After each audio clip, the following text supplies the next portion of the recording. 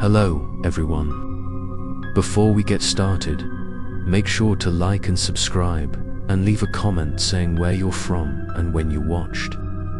That way, YouTube will continue to show you stories like this. Now, let's get started. I remember that day clearly. A damp Saturday morning, when I happened to pass by a small yard sale in the neighborhood. There was no sun, just a grey cloud hanging over the sky and the wind blowing through the dry trees, making the leaves rustle in an incomprehensible whisper. I had no intention of stopping, but my eyes were drawn to an old table filled with strange, dusty objects. In the center of the table, standing out above all else, was a porcelain doll. Its glass eyes glowed in the dull daylight, lifelike, as if it were watching the every move of anyone who passed by. The saleswoman, thin and with disheveled silver hair, smiled at me when I stopped. She said hoarsely that the doll had been in her family for many years, but now she no longer wanted it. I looked closer. The doll wore a white lace dress that had yellowed over time. Her small hands were made of cracked porcelain, and her face was delicate and frightening. What sent a chill down my spine the most were her eyes. They were not empty like normal dolls, but full of life, as if they contained a soul imprisoned inside.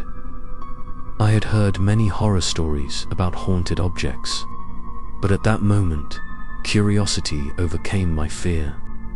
I asked the price, and she just smiled, saying that if I dared to take it home, she would sell it for a very cheap price. I hesitated for a moment, but then my hand still gave the money, and I hugged the doll and took it home. From that moment, I had unwittingly opened a door to things I never thought I would face. That evening, when I put the doll on the shelf in my bedroom, I noticed something strange. The familiar room suddenly became colder. The air was thick and gloomy, as if covered by a layer of fog. I turned on the lights all over the room, reassuring myself that it was just an illusion. But every time I took my eyes off the doll and looked back, I felt it had changed a little. Its eyes seemed to turn in my direction, as if observing every little movement as I tried to sleep. I heard a small rattling sound from the wooden shelf where the doll was placed. I sat up, my heart pounding, and looked straight at it. It was still the same motionless figure, the same wide-eyed look as during the day. I told myself that maybe the wind was coming through the crack in the door and making the shelf shake slightly. But then, right before I fell asleep, I clearly felt someone watching me in the darkness. It wasn't like the feeling of being watched, but deeper, heavier. Like a spirit trying to enter my world the next morning, I discovered that the doll was no longer standing in the same position. Instead of facing the wall, it was facing my bed. I was sure I had put it back the other night. I tried to convince myself that my memory was wrong. But all day long, whenever I passed the bedroom, its glassy gaze locked on me, making me shiver. An uneasy feeling crept into my heart, as if I had brought something from the yard sale. Not just a lifeless doll. The second night, things became clearer. I woke at 3 a.m. to a strange sound. It sounded like small footsteps echoing in the room. I strained my ears, my heart pounding, but there was only eerie silence. When I turned my head, my eyes fell on the doll standing on the floor, right next to my bed. I froze, unable to believe my eyes. I was sure I had put it on the shelf before going to sleep. How could it have moved? I tried to turn on the light, but the switch wouldn't work. The room was plunged into total darkness.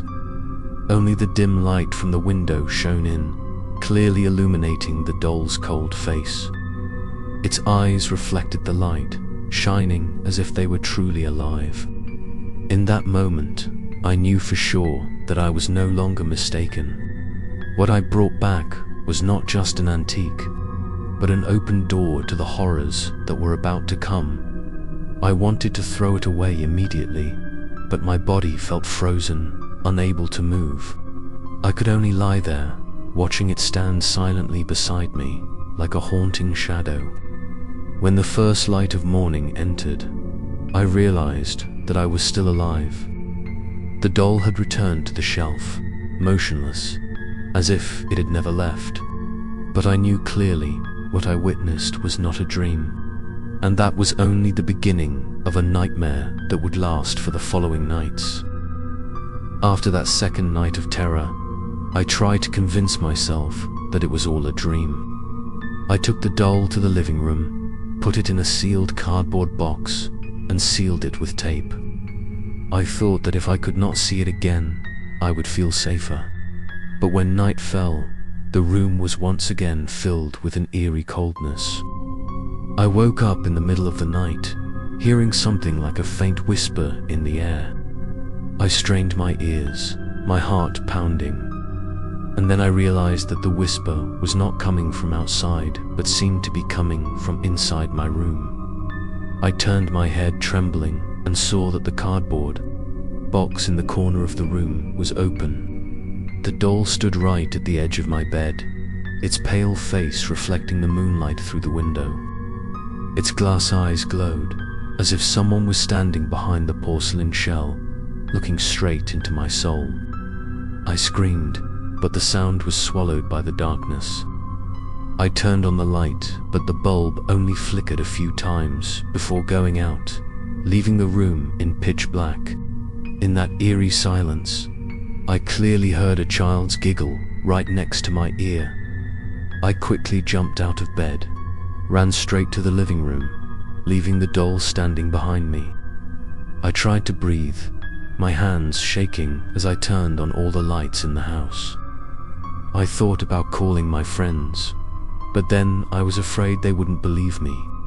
Who would believe that a doll could walk and laugh in the middle of the night? But then I remembered the ghost stories I had heard at gatherings or through old books. Stories about children's souls trapped in toys, about the eerie laughter coming from haunted objects. I realized that what I had experienced was no different from those stories the next morning. I decided to take the doll out of the house. I put it in the trunk of my car, drove straight to a dump far away from the residential area. I threw it into the trash, turned away without daring to look back. But when I returned home, opened the bedroom door, I was stunned to see it sitting neatly on my bed. The white lace dress fluttering slightly as if a wind had just passed. I almost fainted from horror. I could no longer deny it. This doll could not be thrown away. It always returned, like a haunting curse on the third night. I locked the bedroom door carefully, hiding the key in my pocket. I thought that, at least if it appeared, I would know how it had passed the lock. But at 3 a.m, the knocking on the door sounded insistently. At first it was just a light knock, then it grew louder, as if someone was pounding on the door with both hands. I huddled in the corner of the bed, hands covering my ears, but the knocking still echoed, lasting for hours. When dawn broke, I opened my eyes and saw that the door was still locked, no trace of it having been broken. But on the wooden floor right in front of the door, there were clearly tiny footprints covered in white dust. I knew for sure that they weren't mine. I began to collapse. Every night was a nightmare, and the days were not peaceful either. I felt like eyes were following me everywhere, even when I was going to work or driving. I heard children's laughter in the rearview mirror, saw a small figure passing by the window. My friends began to notice my haggard, sleep-deprived face, but I didn't dare tell, because if I told them, I knew they would just think I was delusional. But I wasn't delusional. I was living in a real ghost story, and I was the main character in it. When I was desperate, I tried to find out the history of the doll. I went back to the house where I bought it, but the yard sale that day had disappeared without a trace.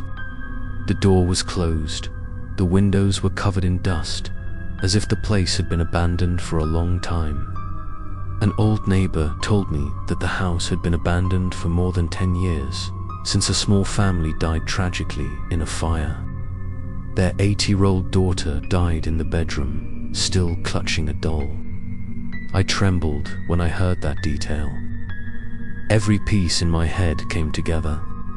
The child's soul, it could not be released. It had chosen the doll as its shelter. And now, it had chosen me to continue the unfinished story that night. I tried one last way. I put the doll in the salt ring, like in the folk tales I read. I whispered a prayer, hoping that it would not be able to get out.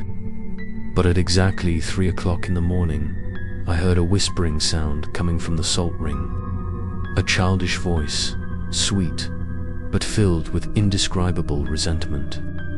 It called my name over and over again, as if to draw me closer. When I mustered up the courage to look at the salt circle, the doll was still sitting there, but its eyes were flashing, its gaze piercing deep into my heart. I knew the salt circle was useless. I had become a part of this ghost story, and I couldn't escape. After the night I tried the salt ring, I began to realize that my house was no longer a safe haven. Every corner of the room, every wall seemed to be permeated with the presence of an uninvited spirit. I heard soft knocks from the closet, small footsteps echoing in the hallway, and even the sound of the windows rattling when there was no wind. Every time I looked in the mirror, I sometimes saw behind me the shadow of a child in a white dress. Just a glimpse, and then disappeared. I knew I was living in one of the most terrifying haunted stories, and the doll was just a guide. During the day, I tried to act normal. I went to work, met colleagues, but my mind was always haunted by the thought that my house had turned into an invisible prison. I began to have trouble sleeping, and when my tired eyes looked at the computer screen, I saw the image of the doll appear in my mind. It was like a shadow clinging to me, with no way to escape. I thought about moving away, but part of me feared the doll would follow. It wasn't just haunting the house, it was haunting me that night. I decided to try confronting it. I left the doll sitting on the bedside table, the nightlight shining directly into its glass eyes. I whispered, asking it what it wanted from me. The bedroom was silent for a long time, until the temperature in the room suddenly dropped to a chill. My breath was visible like smoke. The nightlight flickered, and I heard a whisper in response. A childish voice, weak but full of resentment, said it didn't want to be alone. It wanted me to be with it. Forever my heart pounded, cold sweat poured down my forehead. I tried to calm myself, asking who it was. In the silence, I saw the doll slowly tilt its head, its porcelain lips slightly cracked as if it were moving. A pitiful cry rang out, like a little girl crying for help from within the fire. I realized that the spirit in the doll was the child who died in the fire years ago. It was trapped between the world of the living and the dead, and now it came to me to continue to exist. I didn't know what to do. I went to the library, reading about haunted stories in old books. There were stories that said that the spirits of children often cling to familiar objects, and they can only be released if someone prays for them, or if the object is destroyed. But I also read warnings that destroying the object can anger the spirit, making it more dangerous. I was faced with two choices: keep it and live in fear, or destroy it and accept unforeseen revenge. On the fourth night, I decided to try burning the doll. I took it to the backyard, prepared a lighter and a small container of kerosene. But as soon as the fire started, the wind blew fiercely, extinguishing the fire in just a few seconds. I tried again, but the fire did not burn. Instead, I heard a piercing scream right next to my ear, causing me to collapse. When I looked up, I saw the doll still sitting there, its eyes glowing in the darkness. I knew I was wrong. It didn't want to be destroyed, and it would never let me do it. After that incident, the house became more eerie than ever. At night, lights flickered on and off, doors opened and slammed shut, objects fell without reason. At one point, I heard a child's lullaby echoing through the hallway. When I looked into the room, the doll sat on the bed, its hands clasped together as if it were clapping to the beat. I trembled, knowing that I now had not only an uninvited guest, but the entire house had become a haunted place. I was living in a real haunted story, and each passing day only made the nightmare darker. I started having strange dreams.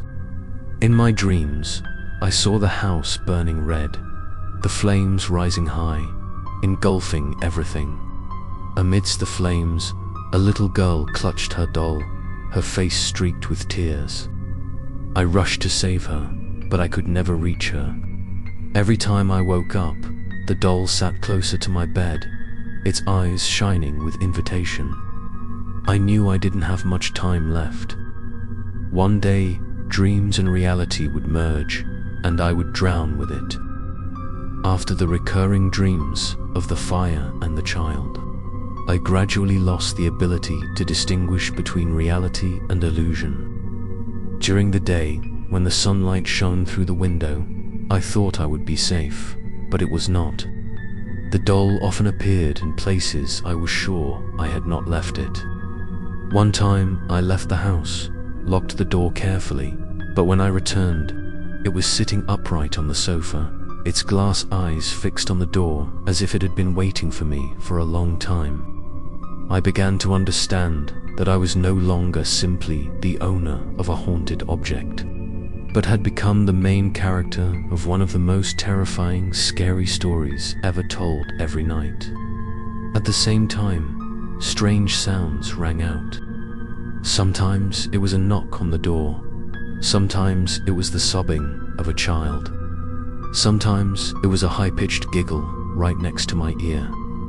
I lived in a state of extreme tension. I tried to record it to find evidence, but the scary thing was that on the recording, there was only the sound of my rapid breathing, and the other sounds disappeared completely.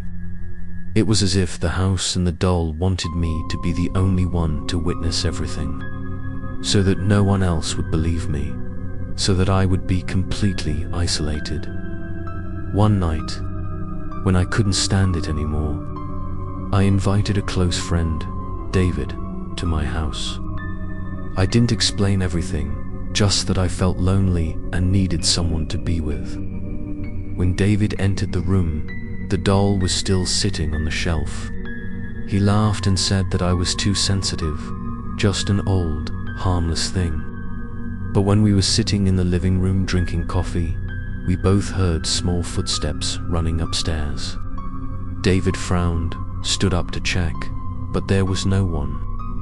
When he came back down, he was startled because the doll had appeared on the living room table, just a few steps away from us. His face paled, and for the first time, I saw someone else involved in this crazy story after that night. David refused to come back to my house. He texted me to throw the doll away, but I knew it was useless.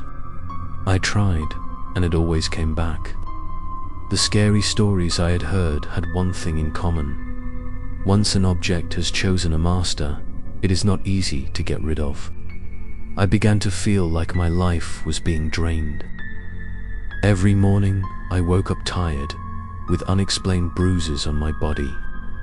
I felt like someone was touching me in my sleep, pulling me into their world. I went to a priest in the city. I told him briefly, without going into details, just that I felt like something unclean was clinging to me. He agreed to come to my house to perform a ceremony. As he began to pray, the doll on the table shook slightly, then fell.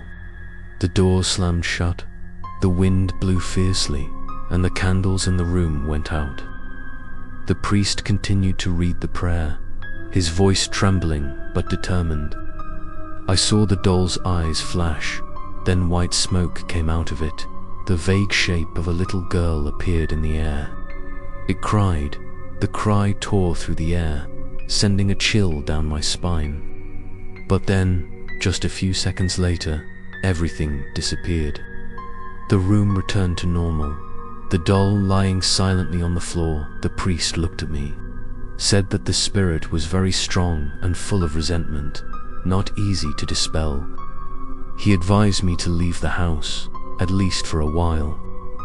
I obeyed, moving to stay with a relative. But the haunting did not end. On the first night in the new place, I woke up and saw the doll sitting in the corner of the room, its eyes staring straight at me, its gaze full of possessiveness.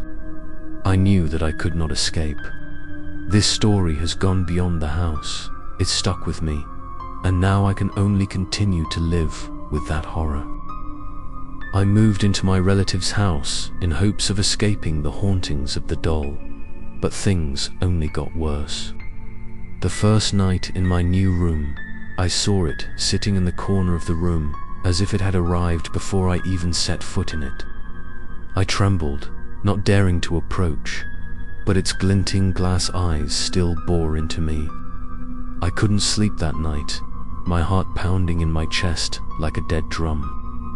The next morning, I told my relatives about it, but they just laughed it off, thinking I was stressed and imagining things.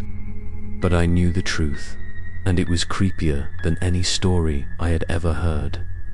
Every night, when the clock struck 3 in the morning, strange phenomena appeared.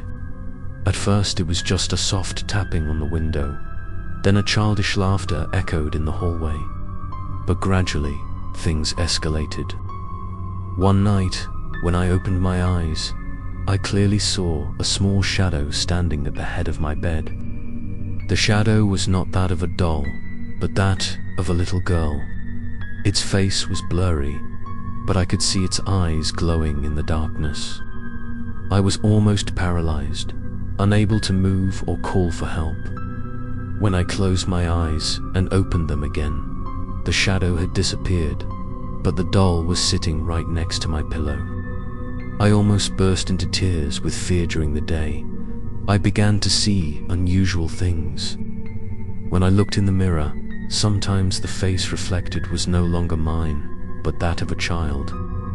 I heard whispers in my ear while I was washing my face, words that were incomprehensible but full of resentment. I clearly felt that there was a spirit clinging to me, not simply through the doll, but had crept into my life. Every step, every breath, I was being watched by it.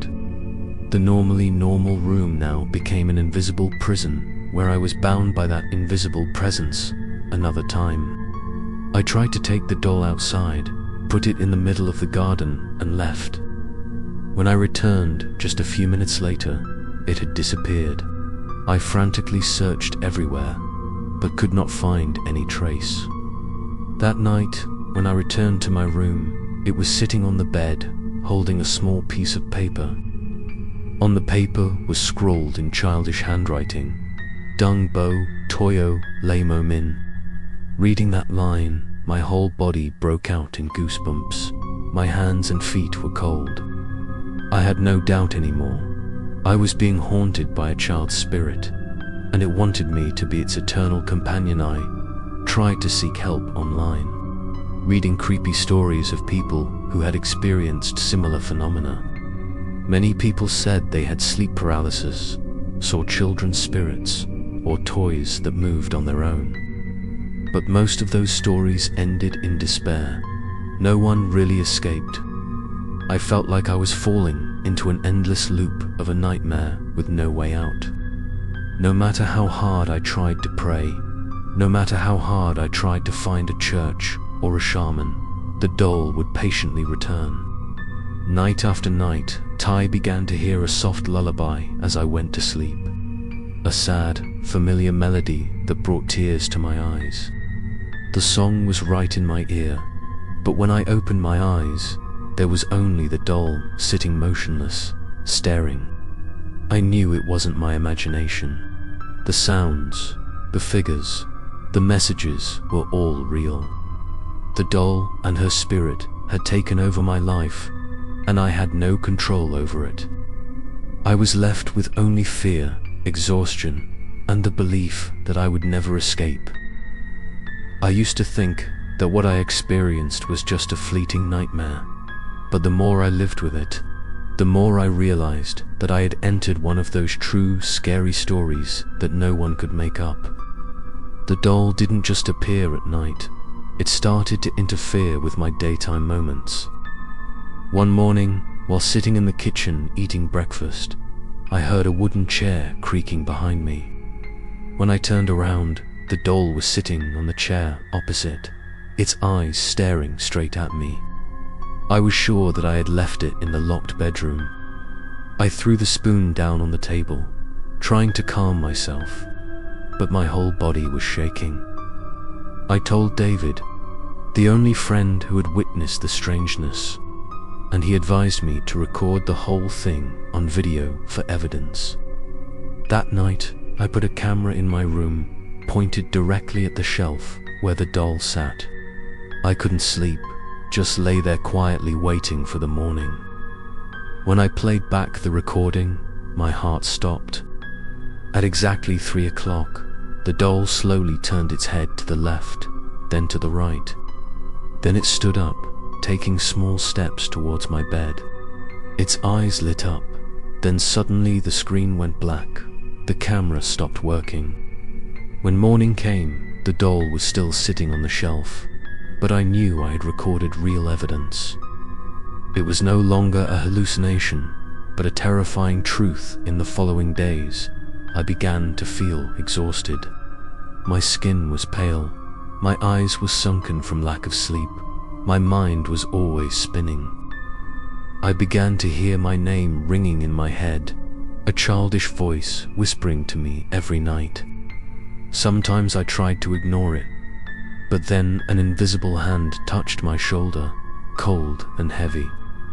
I panicked and left the bed, but the doll was right at the threshold, blocking my way, as if wanting to lock me in that very room. I knew clearly this story was far beyond any story I had ever heard. It was real, a true scary story that was happening every day in my life. I decided to go to a supernatural research group in the city. They had been mentioned in an article about unexplained phenomena. When I contacted them, they were skeptical at first, but after watching the video, they agreed to come to my house. 3 of them brought a recording device, an infrared camera, and an energy meter. As soon as they entered the house, the air became strangely cold. One of them said that there was a strong energy surrounding the doll. They placed it in the middle of the living room and began to do the experiment. Immediately, the temperature in the room dropped suddenly, and the recording device picked up a clear whisper. Dung Botoy, one of the group members, left in panic, but the other 2 continued. Suddenly, all the doors in the house slammed shut, and the sound of a baby crying filled the air. I was so scared that I fell to my knees, but they remained calm, trying to recite prayers. After a while, the heavy atmosphere gradually dissipated.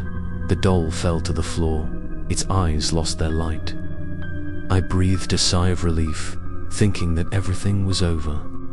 But the group leader shook his head, saying that this was only temporary. The spirit had not left. It was just hiding and waiting for a chance to return. Shared the story on an online forum.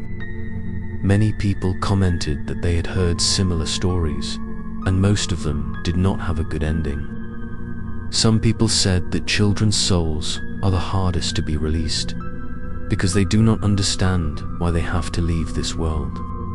They just want to find a companion, but when rejected, they will become aggressive.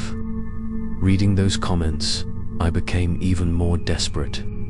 I knew that I had become a target, and there was no way to escape.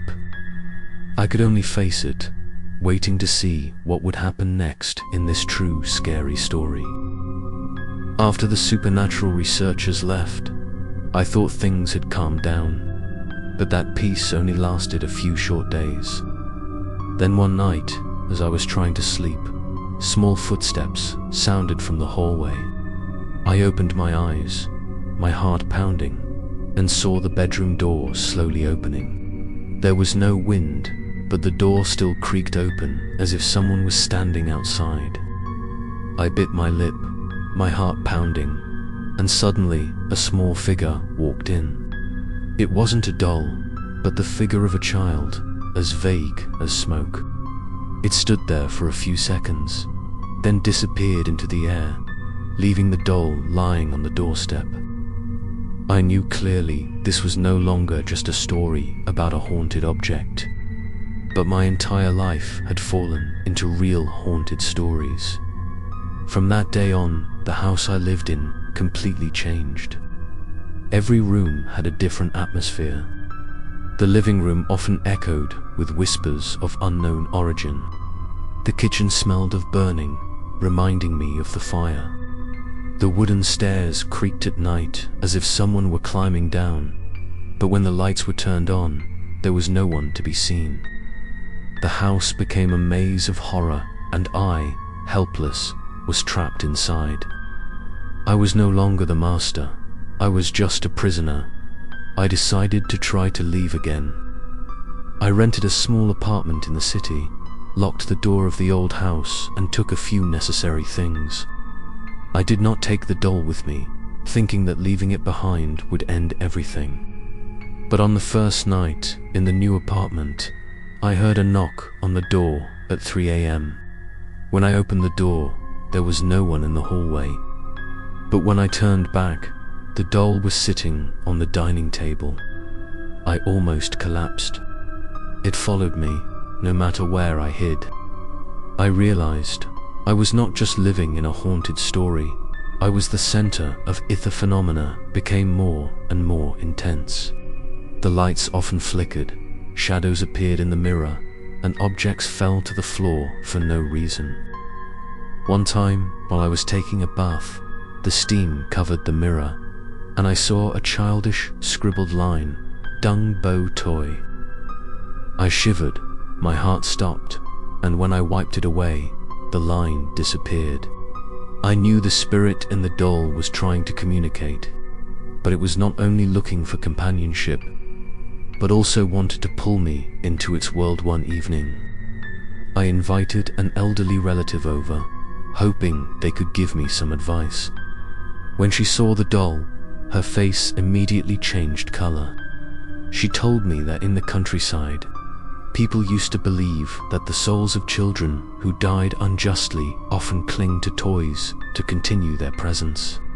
Such haunted stories are not uncommon and often end in tragedy. She advised me to find a way to send that soul to a resting place through a mass or a special spiritual ritual. But she also warned that if I failed, the spirit would be angrier than ever. I considered for a long time, finally deciding to go to a temple in the suburbs. The monks agreed to hold a prayer ceremony, asking me to bring the doll. That day, when the chanting began, I felt the space around me shake. The doll trembled in my hands, its eyes shining brightly. Then suddenly it let out a heart-rending cry. I had never heard such a heart-rending sound. The temperature in the room dropped. The wind blew strongly even though all the doors were closed. The monks continued chanting, the candlelight flickered, and I saw the silhouette of a little girl appear right above the doll's head. It cried, reaching out to me as if asking for help. I burst into tears, not knowing whether I was freeing it or accidentally calling it more strongly. When the ceremony ended, the doll was motionless, its eyes losing their light. I breathed a sigh of relief, believing that it had finally escaped. But just a few days later, when I returned to my apartment, I heard the soft lullaby again in my bedroom. The doll was still there, its eyes glowing again. I realized with despair that perhaps no ritual would ever be enough to stop it. I had been chosen, and this haunted story continued, with no end in sight. I used to think I was just a victim of a cruel joke of fate. But as time went on, I realized that this story was no longer a strange and isolated phenomenon, but had become one of the most terrifying true horror stories that people can experience. The doll did not only appear at night or in the places where I lived, but it had begun to invade my mind. I heard laughter, singing, and even crying at any time of the day. Sometimes when I was sitting on a crowded bus, I could still clearly hear a little girl whispering in my ear, calling my name over and over again. The people around me did not hear. It was just me and her one night. I tried to go back to the old house to face everything. I thought if it started from there, maybe the answer was there too. When I entered, the house was dark and cold, as if it had never been alive. I held a flashlight and walked down the hallway. The sound of footsteps echoed eerily. Then I heard the sound of children laughing upstairs. I took a deep breath and walked up the stairs. The bedroom door upstairs slowly opened, and I saw the doll sitting in the middle of the room, surrounded by black ash-like traces of the fire years ago. On the wall, a scrawled line appeared: Ivan O'Day. I felt my blood freeze. My legs couldn't move when I stepped back. The door slammed shut, and the space turned into a horrifying scene. I saw the room burning, surrounded by red flames, and in the middle of the fire was the silhouette of a little girl holding a doll, screaming in despair. I was pulled into that hallucination, feeling the heat hit my face, the thick smoke choking my breath. I collapsed, trying to crawl out, but in vain. When I thought I would suffocate, everything disappeared. The room returned to normal, the doll still sitting there with its glowing eyes, and I was drenched in sweat, as if I had just escaped a real fire after that night. I was convinced that I was trapped in a true horror story with no way out. Everywhere I went, it followed me. In my new apartment, in my office, even when I visited friends, I kept seeing its shadow. I remember one time when I was at David's house, I saw the doll in the bathroom mirror, standing right behind me. When I turned around, there was nothing, but its face was still imprinted in my memory. I trembled and left, knowing that I had dragged my friends into this deadly danger. My health was rapidly deteriorating. I often woke up with scratches on my arms, as if someone had scratched me while I was sleeping. Another time, I woke up and found myself clutching the doll in my hand, its eyes glowing in the dark.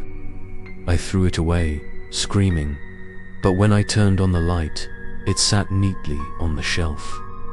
I knew clearly it was no longer just a physical presence. It had crept into my mind and body. I was afraid that one day I would lose myself completely. I started looking for similar cases. On forums, I read hundreds of true horror stories about haunted objects, children's spirits that could not leave. They said that once the soul found a companion, the bond would be unbreakable. There were only two ways: either live together for life or sacrifice to let it free. I didn't want to believe it, but what was happening left me with no choice but to accept that my fate was tied to this doll that night. I dreamed that I was standing in the burning room, holding the little girl's hand. She looked at me with tearful eyes, whispering that she didn't want to be alone. I woke up, drenched in sweat, and the doll was sitting right next to me, its porcelain face cracked, its eyes sparkling as if it contained a real soul. I knew clearly this was no longer a dream. This was the truth, a true horror story that I was forced to continue living. After living in the doll's obsession for so long, I began to realize that my life was no longer a normal life, but had turned into one of those creepy stories that people usually tell to scare each other. But my story was different. It was so real that it made me feel like every breath was heavy and every step was being watched. I gradually got used to hearing the sound of children's laughter in the middle of the night, got used to seeing the shadowy figure of a little girl in the mirror, got used to the doll changing its position even though I locked it in the closet. This familiarity was what scared me the most, because when we start to consider evil as normal, it means we have truly been taken over by it. One evening, when I was sitting in front of the computer looking for more information, the screen suddenly went black. In the mirror next to the table, I saw the reflection of the doll sitting right behind me, although when I turned around, there was nothing. The screen lit up again, and a white, scribbled line appeared. Dong Che Koi Toi. I broke out in a cold sweat, my hands trembling as I turned off the computer, but as soon as I stood up, I saw the doll sitting on the work chair, its glass eyes sparkling mockingly. From that moment, I understood that it no longer appeared only at night, but had decided to become a permanent part of my life another time. When I was passing through the park, I heard the giggles of children behind me. When I turned around, there was no one, but on the wooden bench, an identical doll was sitting, staring at me. I ran away, but the small footsteps still echoed behind me as if someone was chasing me. I collapsed, gasping for breath, and when I looked up, it was gone. But the feeling of a small hand touching my shoulder was still there. Cold and persistent, I gradually lost the ability to distinguish between real and fake. At one point, I found myself chatting with a little girl sitting in the corner of the room. But when I blinked, only the motionless doll remained. I heard a lullaby so familiar I could hum along, but when it stopped, the room was plunged into deathly silence. It all drove me crazy, but I knew I was sane. I wasn't dreaming. I wasn't imagining. This was the reality I had to live. One of those creepy stories that never ended. I started writing down my entire experience in a notebook. I thought that at least if I disappeared or lost my mind, someone would read it and understand that this story was real. I described every detail, every sound, every haunting look from those glassy eyes. But the strange thing was, one night I opened the notebook and saw new lines that I had never written. In a childish handwriting, it read, "Thank you for telling my story." I shivered, dropped the notebook, not believing my eyes. The spirit in the doll not only wanted to haunt me, but also wanted me to be the one to tell its story from then on. I was increasingly compelled to write more and more. It was as if an invisible hand was controlling me, forcing me to sit for hours to write down each creepy experience. I understood that the doll not only wanted a friend, it wanted a witness to tell its story, to spread its presence out into the world. I was the living writer for that spirit, and this meant that I had become a part of a creepy story that no longer belonged to me alone, but would live forever in the memories of those who heard it. In the following days, I almost lost the ability to distinguish time. Night and day no longer had boundaries, because the doll's obsession clung to me every hour and every minute. I realized that there were short moments, small details, but haunting to the bone marrow, like short scary stories that people often tell quickly to instill fear and then leave unfinished. But for me, those short stories were the truth. One time I woke up in the middle of the night, saw the doll sitting at the head of the bed, its eyes shining. I only blinked once, and it disappeared. But the next morning, I discovered on my pillow the imprint of a small hand imprinted in a thin layer of dust. One afternoon, I was reading a book in the living room when I heard a soft laugh beside my ear. I turned around, saw no one. But on the page of the book appeared a line written in childish handwriting, Toi O, Ben Kan Ban. I was so scared that I threw the book on the floor, but when I picked it up, the line disappeared. Each seemingly small detail was like a sharp knife, cutting into my belief that I was still living in a normal reality. I gradually got used to the fact that terrible things happened in a flash and then disappeared. But that was why the fear was deeper. It was like a series of short, scary stories happening in my daily life. Phi once tried to hide in the bathroom, thinking that the light and water mirror would be safer. But then, right when I was washing my face, I saw the mirror reflecting another room. In the mirror, I was standing next to a little girl in a white dress, holding a doll tightly in her arms. I turned around. The room was empty. But in the mirror, the little girl was still standing there, looking at me with her dark eyes. I screamed, smashed the mirror, but the broken pieces clearly showed the image of the doll giggling.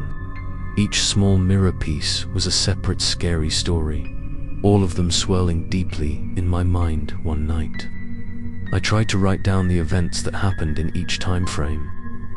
I hoped to find a pattern, to at least know when I would be haunted.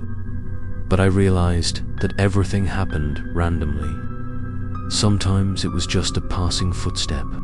Sometimes it was a shadow at the end of the hallway. And sometimes it was a night filled with the sound of crying and laughter. There was no order, no beginning or end. Like countless short, scary stories strung together, forming an endless nightmare from which I could never wake up. I remember once I left home to go for a walk, hoping the fresh air would calm me down. But even outside, I could not escape.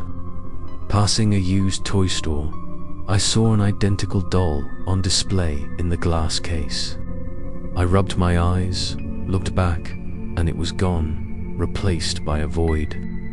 But in that moment, I was sure that the spirit was trying to remind me that it could be anywhere. There were no limits. From then on, I didn't dare to go far alone anymore, because I knew that every street corner, every shadow could contain another horror story waiting for me. Life was broken into terrifying pieces, like an endless collection of short, scary stories that I was forced to go through. Each short detail left a scar in my mind. I began to lose the ability to communicate with others. I avoided meeting friends, avoided talking, because no one could understand what I was going through. I was afraid that if I spoke out, the spirit would get angry and sow more nightmares. I lived in silence and fear. Every day was a short horror story, but it continued forever and never ended. I've gotten used to the fact that each day is like a new chapter in a never-ending horror book. But what haunts me the most are the experiences that go beyond common logic. Just like the paranormal stories that people often mention to explain phenomena beyond human understanding. One night, I woke up because I heard a soft lullaby right next to my ear. When I opened my eyes, I saw the ceiling covered in a layer of mist, and from it, the silhouette of a little girl appeared, her eyes empty. I held my breath, unable to move. All I could hear was the sound of my heart pounding in my chest. The doll sat right at the foot of the bed, her eyes shining brightly, as if she were the connecting thread between this world and the other world another time. When I tried to turn on my phone to return to the room in the dark, the screen showed things that the naked eye could not see. On the screen, there were many blurry figures moving around the bed, like wandering souls who could not find a way out. One of them stopped right in front of me, leaning close to the lens, revealing a scorched face, deep black eyes. I screamed, dropping my phone on the floor. When I picked it up, the screen was black, but I knew what I saw was not a hallucination. I had witnessed the supernatural phenomena with my own eyes. During the day, things were no less terrifying. I went to work, but in the office, I saw the shadow of the doll looming in the corner of the room. When I blinked, it disappeared, leaving a cold air that made my skin crawl. At one point, while sitting in a meeting, I heard children laughing loudly right behind me. My colleagues asked me if I was okay, but I didn't dare say anything. I was afraid that if I told them, they would think I was crazy, or worse, the spirit would be angry at being exposed. I kept quiet, letting myself be trapped in the vicious cycle of paranormal stories that I was a witness. Toy searched for records of similar incidents. Many documents say that when a child's spirit attaches itself to an object, it becomes a gateway for other spirits to emerge. This explains why I started to see more than one. The doll seemed to be a vessel, and now it opened a portal. I shuddered to realize that I might have unwittingly brought a supernatural door into my own life. And once that door was opened, there was no way to close it. Another night, when I turned on the recorder to try to capture the strange sounds, I heard a series of whispers after the playback. There were children, women, and even old men. They said incoherent sentences, like Toy by Ketley or Dung Dee. Listening to that recording sent a chill down my spine. I realized that I was not just facing one spirit, but many imprisoned souls, all attached to this doll. I was living in a world where the line between reality and the supernatural was blurred. I was becoming addicted to horror. Despite my extreme fear, I continued to record, film, and search for more evidence. I wondered if I was unwittingly helping the spirit by becoming its witness and narrator. But part of me couldn't stop, because I knew I was living a true supernatural story. I was the one who had to experience it, witness it, and record it. And that was the most terrifying truth of all the paranormal stories I had ever heard. I never thought that my life would turn into a series of vivid horror images, like the animated horror stories that people often see on the screen. But the truth is even scarier than the movies, because I am living in it. And every detail appears clearly, as if there is an invisible director setting the scene right in my house. Every night, I witness the same scenes over and over again, all revolving around the doll and the little girl's figure. Sometimes I see myself standing in the middle of a dark room, the flickering fire shining on its burnt face. Sometimes I see patches of blood on the wall, small hands sticking out from the cracks, beckoning me to come closer. I no longer know what is a dream, what is real, because everything is so vivid, so detailed. One night, when I fell asleep on the sofa, I dreamed of a terrifying scene. I saw myself sitting in a dark movie theater, the big screen showing my own life. On it, the doll moved, looking straight out at the audience, its eyes glowing and its smile savage. I turned to the people sitting next to me for comfort, but all they saw were wax figures, their faces melted. When I stood up in panic, the doll stepped out of the screen, straight towards me. I woke up with a start, cold sweat soaking my back. But what was even more terrifying was that the real doll was sitting right on the table in front of me, in the exact position it had just stepped out of the screen in my dream. I began to understand that I was not only physically haunted, but also haunted in my dreams and imagination. The doll turned every moment of my life into vivid footage, forcing me to witness and become the main character in those terrible animated horror stories. I was afraid to close my eyes, because every time I closed my eyes, I was drawn into a new movie, a place I could never escape. Sometimes I found myself being chased in an endless corridor.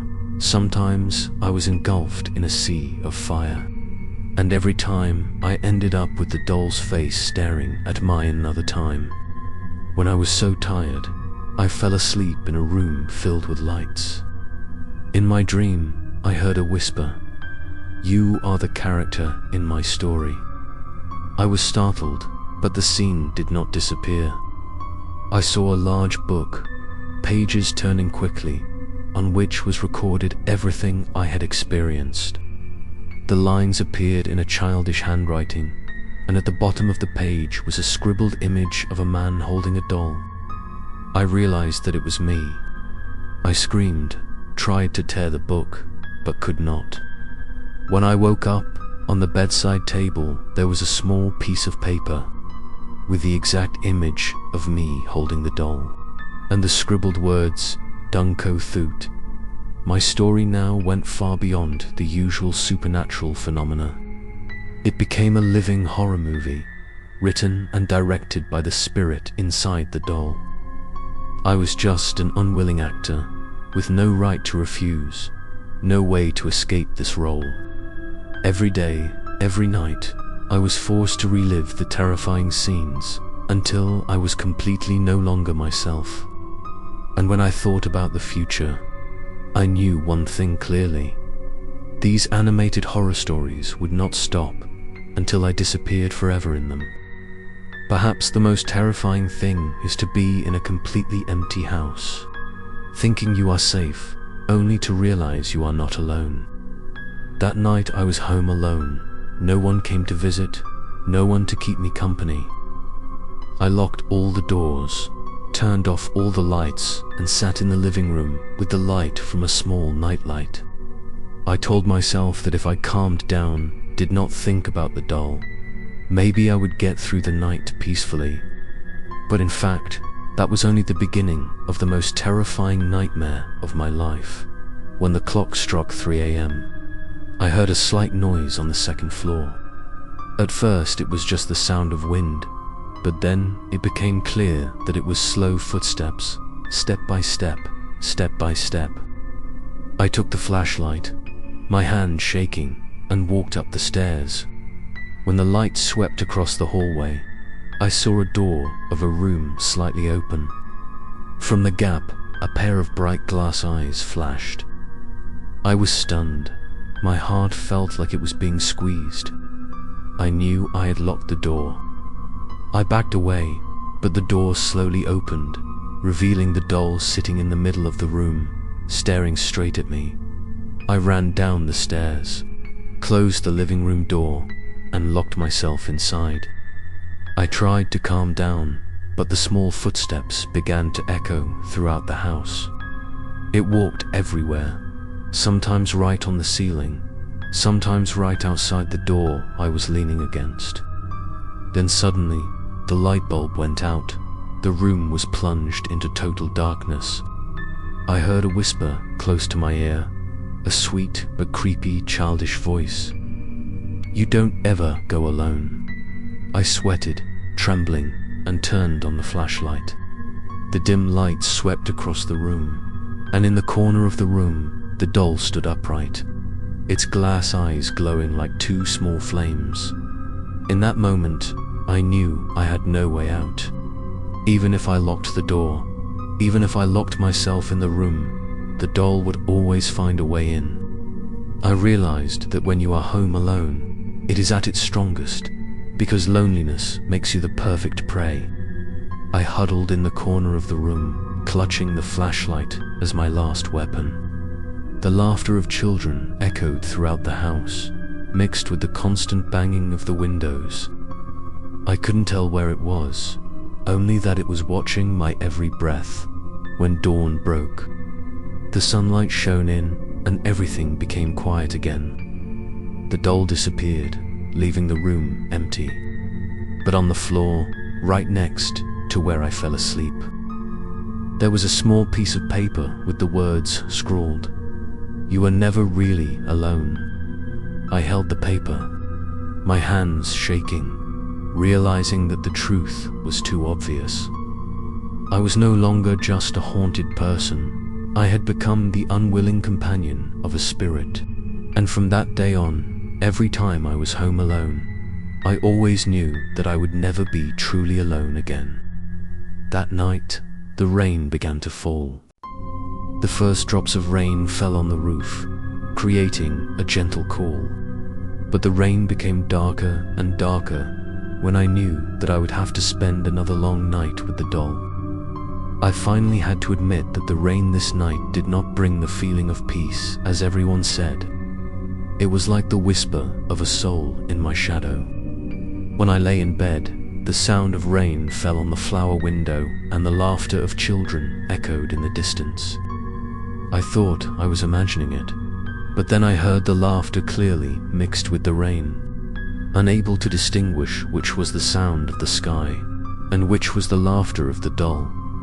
The sound of rain falling grew louder and louder, and I began to hear small footsteps in the hallway, the flowers and the sounds of the rain, as if a child were running around the house under the rain. I suddenly stood up, opened the window to look outside, and the raindrops hit my eyes, cold and icy. In the middle of the rain, a girl appeared, wearing a wet white dress, still holding a doll in her arms. I was startled and ran back, but when I turned back, outside the window there was only the dark night and the raindrops. Then they kept on falling. I convinced myself that the rain had made me dizzy, but clearly in the room, on the floor, there were still small water spots, like sore feet. The doll was no longer on the shelf.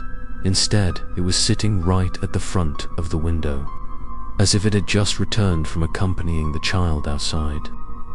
I was about to put it back together, but as soon as I touched it, its eyes lit up, and from the darkness of the rain, a child's voice whispered in my ear, "This rain is not for you. This rain is for me." I was cold, and I understood that from now on, whenever it rained, I would never be at peace. Since that night, whenever it rained, I knew I would have to prepare to face the most terrifying images. The sound of rain was no longer the peaceful music I loved, but the call of the soul, the tool for it to return.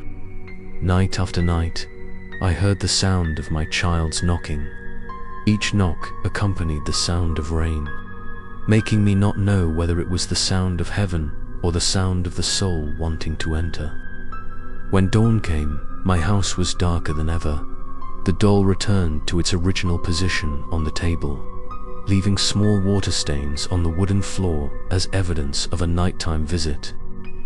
Since the dark nights passed, I started searching more on the internet for similar stories. What I read was like the familiar creepypasta, but the difference was that I was the main character of the story. Every thread on the forum, every post about the dark subjects made me shiver because I saw my shadow in it. What I went through was not just a story written to scare people, but a reality that was happening every day and every night. One night, I decided to write down everything I went through and post it on a forum. I thought that maybe someone had gone through the same thing and would give me advice. My post quickly received hundreds of reads. Many people commented that this was just another creepypasta, just a story to sow seeds of fear. They said that I had the talent to tell stories, that I could become a famous horror author. But while they were laughing, I sat in front of the screen, staring at the reality that the doll was still sitting on the bed, eyes shining and smiling coldly at me. The most terrifying thing was that the next morning, I discovered that in my notebook there were new lines that I had not written. It said, "Thank you for telling my story." At that moment, I realized that the spirit in the doll had read everything I had written online. It not only haunts me, but also wants its existence to be told, to be shared, to be recognized as a terrifying story that never ends. I have unintentionally become a tool to help it live longer through each word, each story freely, every night when I write. I feel as if there is a force that is pushing me. My hand moves on the page, but it is not my will, as if I am just a copyist of what it wants to convey. The stories I am writing are becoming more and more like a series of different creepypastas with different characters, situations, haunted houses, strange items. Every detail is covered with the soul of that child, the child still holding the doll and forcing me to tell it for him. I am no longer the owner of the story.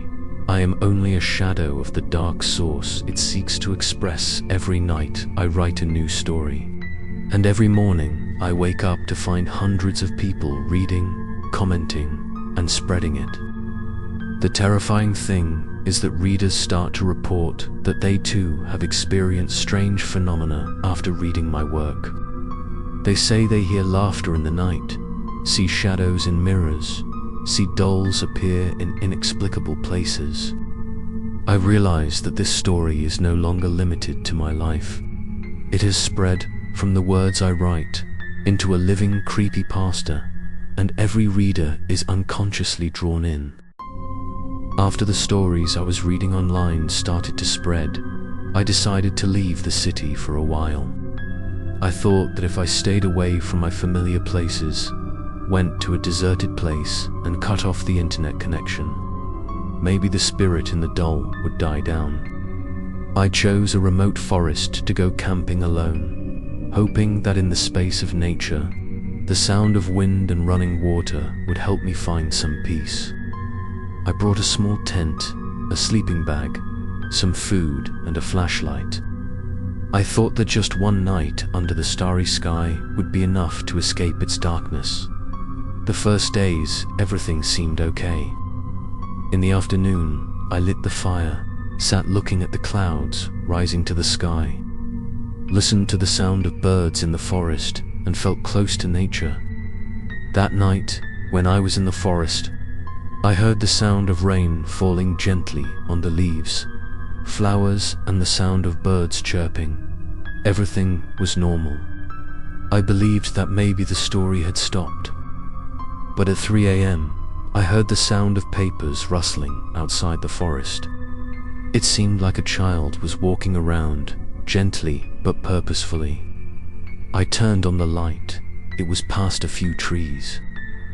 In the darkness of the forest, a small figure stood only a few meters away from the forest.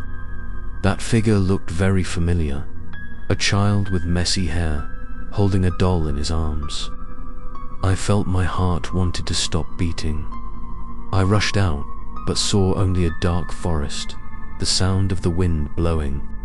When I turned back, the doll was sitting right in front of the loo door, wet with rainwater, its eyes shining like two small fireflies. I was stunned because I did not believe that it could follow me to this place.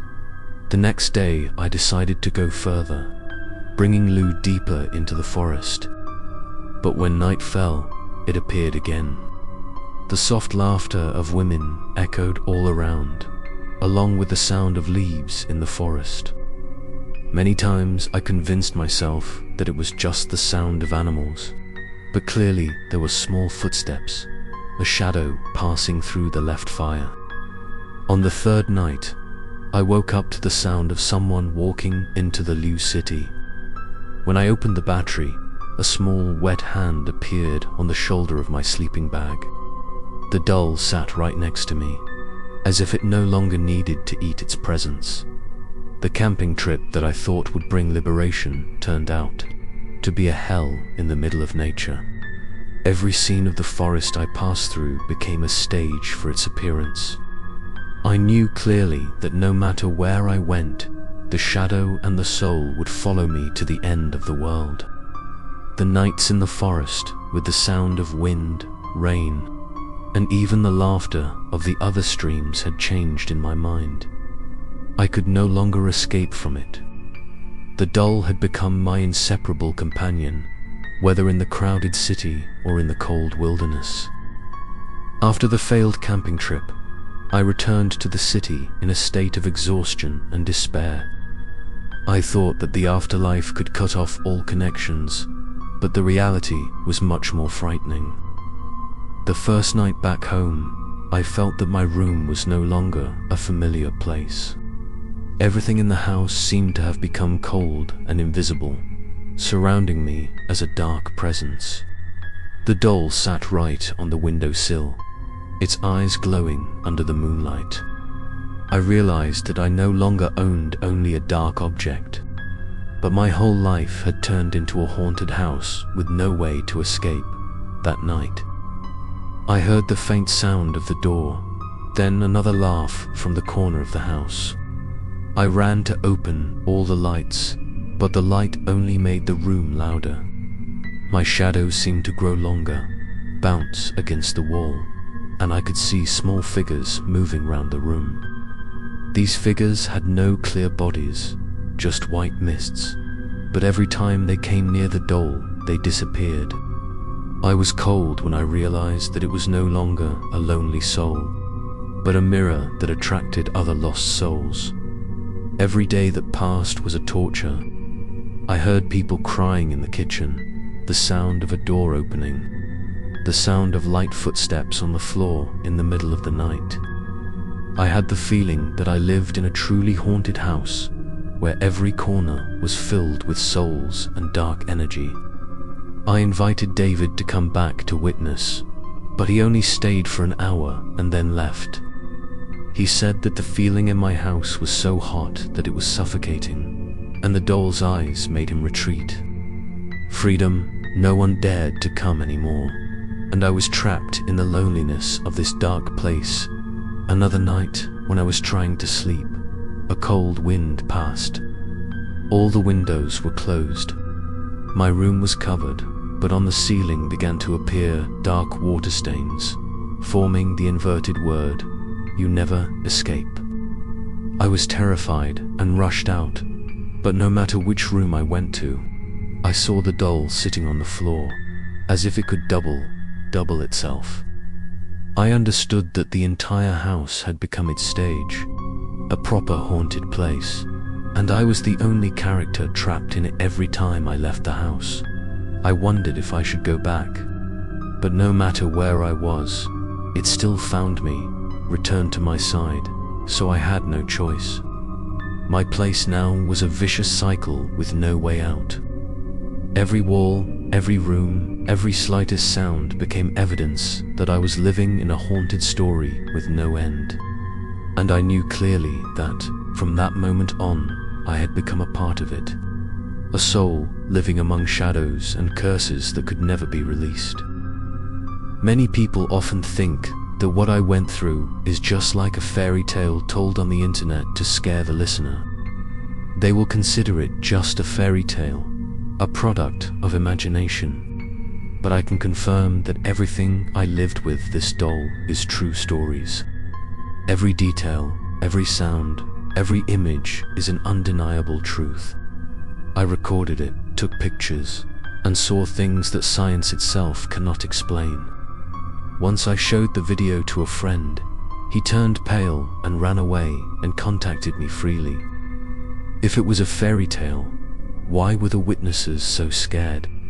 One evening, as I was sitting there writing in my notebook, the light started to flicker and then turned off. In the dark room, only the white man was peeking through the window. In the silence, I heard the sound of another series of cracks coming from the corner of the room. When the light came on, the doll was sitting there, holding a small piece of paper in her hand. I trembled and picked it up. On it was written, "Continue this story. Don't let it end." Those words were not mine, but it clearly wanted me to be the one to spread its existence to everyone. The truth is that since my story was posted, many people have contacted me, telling me that they too had experienced similar phenomena. Some said they saw a shadow in the kitchen. Others told me about the sound of children laughing excitedly in the middle of the night. All of them insisted that they had not known my story before, but they had gone through the same things. This proved one thing: this soul was no longer limited to me, but it was spreading, becoming many true stories of many people. I had sought help from researchers and priests, but no one dared to come back a second time. Everyone said that the energy in this doll was too strong, not a normal soul. They warned me to prepare myself mentally that one day I would not be able to tell if I was a living person or just its shadow. I was scared, but also understood that it was true. I can't run away, I can only record and tell it, so that everyone will know that this story is not a fairy tale, but a true reality. Every night, when I hear laughter, footsteps, or the sound of the doorbell, I remind myself that everything I have been through is a testament to one thing: humans are not always the only ones living in their own house. There are other manifestations, other souls that exist beside us. My story is no longer mine alone. It has become one of the most remarkable true stories, and if you are listening to me tell it, or know that one day you too can be the next one. There was a moment when I began to realize that this story was not simply a story of a childish soul that could not be liberated. It was no longer a directionless presence, but a dark quest, like the revenge stories people often tell. The soul in the doll did not just want friends, it wanted to be recognized, wanted people to hear and see it. But above all, it wanted revenge. I felt it clearly in its every action, every time it appeared, every time it made my life chaotic. I was no longer a random pick, I was the target. The one it chose to be both witness and victim at the same time. One night, I dreamed that I was stuck in a dark room. On the floor, a girl sat crying, covered in bandages, holding a doll in her arms. When I approached, she looked at me with tears streaming down her face and whispered, "Why didn't anyone save me?" The dream was so real that I could feel the heat of the fire, the smell of smoke lingering in my throat. When I woke up, my sweat was dripping, and on the bedside table there was a small, wet foot, as if someone had just stepped out of the rain. I understood that she was forcing me to replace her, to share the pain she had gone through, and most of all, forcing me to endure for her the feeling of never being freed. Every time I thought of destroying the doll, the horror happened again. One time I put it in the fire. The fire was rising when suddenly it stopped, and the wind blew dark shadows on me. The doll fell out of the fire without any sign of being damaged. Another time, I took it to the river to put it down, but the next morning it was sitting on the table, dripping wet, its eyes brighter than ever. I knew I could not end it, because it was not just a thing. It was a connection with a soul that wanted revenge, and that revenge would only stop when it had achieved its purpose. The most obvious sign was that it began to affect the people around me. David, the only friend who had witnessed part of the story, began to encounter evil spirits like me. He said that one night, while he was sleeping, he heard a cry for help in his room. When he came to, he saw the words written clearly on the screen: "You cannot escape." He was so frightened that he left home and did not dare to contact me again. I knew that this was a message, that if I thought too much about this story, it would reach the people I cared about. This was a revenge not only for me, but for everyone close to May did not know what to do anymore. Everything had become a cycle. Every night was a warning. Every dream was a piece of the past that I had no connection with, but had to suffer the consequences. What I recount here is not just a dark story, but a reminder that the revenge of entangled souls is not like what we imagine. It can be long, it can be intense, and it can turn a normal life into a hell from which there is no escape. My story is not just a second story, it is one of the greatest revenge stories that anyone can become the next character. I thought I had been through all the horrors, but that was only the beginning of a dark night. My house was colder than usual. The darkness was so thick it felt as if an invisible force was surrounding it. The doll was no longer sitting on the shelf or the window, but had appeared on the bed just a few inches from me.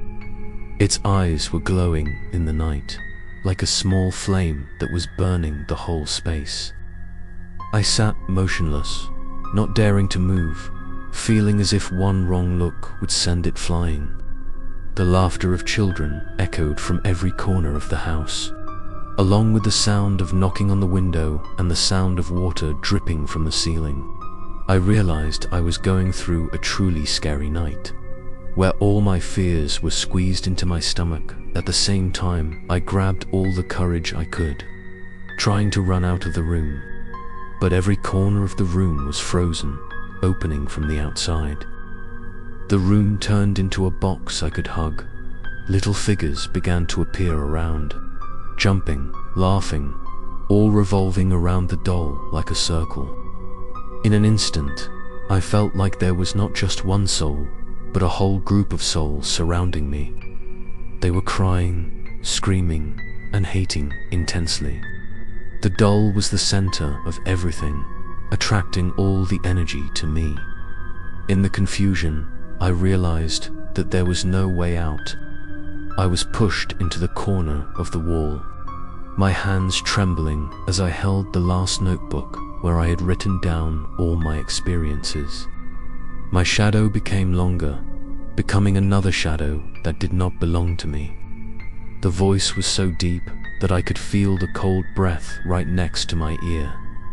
Your shadow has come. The shadow was gone.